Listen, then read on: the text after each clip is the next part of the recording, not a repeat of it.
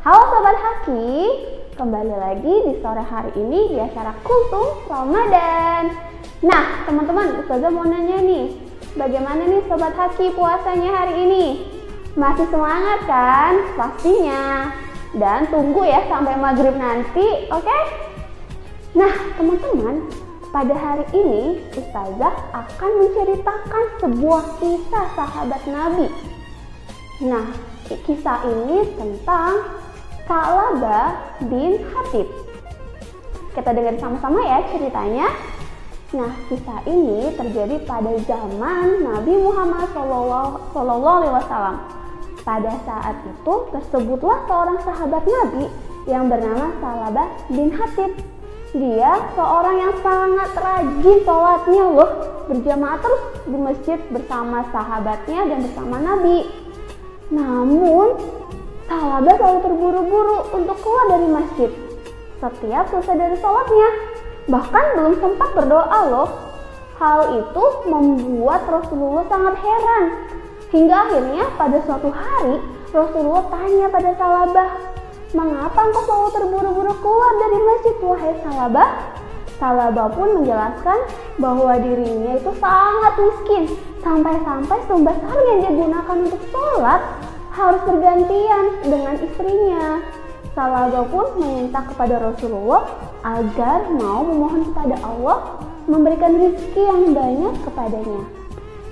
Mendengar permintaan Sa'labah, Rasulullah pun mengatakan agar Sa'labah mensyukuri apa yang sudah dimilikinya, karena selalu mensyukuri harta yang dia miliki walaupun sedikit jauh lebih baik daripada dengan harta yang banyak tapi tidak disyukurinya.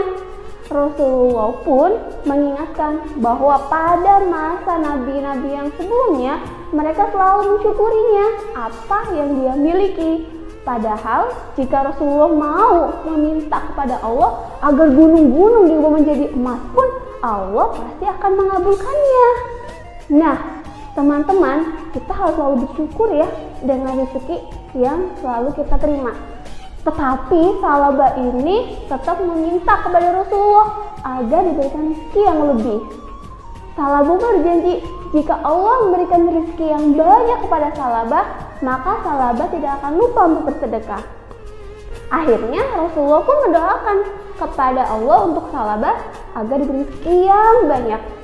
Dan doanya pun dikabulkan. Sa'labah diberi biri-biri yang banyak sama Allah. Nah, biri-biri ini pun beranak pinak loh, sampai banyak sekali. Masya Allah teman-teman.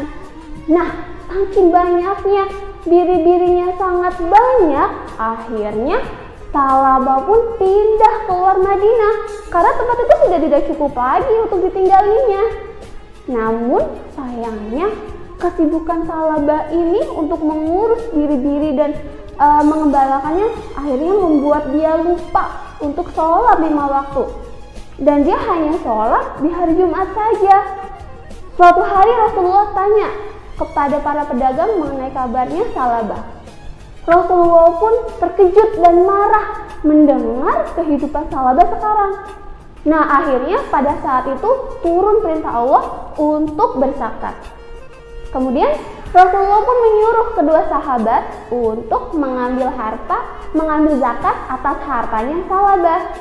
Nah ketika sahabat datang di tempat Sa'labah meminta zakat kepada Sa'labah, ternyata Sa'labah pun tidak mau memberikan zakatnya. Dia bilang, boleh minta zakat kepada yang lain dulu, baru ke saya. Seperti itu. Nah kemudian sahabat pun kembali lagi ke tempat Sa'labah. Tapi masih saja Sa'labah beralasan macam-macam agar tidak perlu bersedekah. Akhirnya Sa'labah pun mengusir dua sahabat itu. Setelah kedua sahabat itu sang Rasulullah itu pun menjelaskan kepada Rasulullah, Rasulullah sangat marah dan akhirnya berdoa kepada Allah agar Sa'labah mendapatkan hukuman yang setimpal. Kemudian Sa'labah pun mendengarkan kejadian itu. Sa'labah sangat ketakutan dan dia bergegas menemui Rasulullah agar mau membayar zakat. Tapi Rasulullah menolak zakat dari Sa'labah karena Allah melarangnya. Tak lama kemudian Sa'labah pun mendapatkan hukumannya dari Allah. satu persatu biri-biri dan hewan ternaknya mati satu persatu, tak tersisa satupun. Akhirnya Salabah pun jatuh miskin. Nah, itulah peringatan Allah terhadap orang-orang munafik. Berjanji, tapi dia tidak menepati janjinya. Kaya, tapi dia tidak mau memberikan sebagian hartanya. Nah, cerita ini teman-teman menceritakan agar kita selalu bersyukur kepada Allah atas rezeki yang Allah berikan kepada kita. Dan ingat, kita harus selalu bersedekah atau berzakat kepada orang-orang yang membutuhkan. Karena sebagian harta yang kita miliki ada milik atau hak dari orang-orang yang membutuhkan.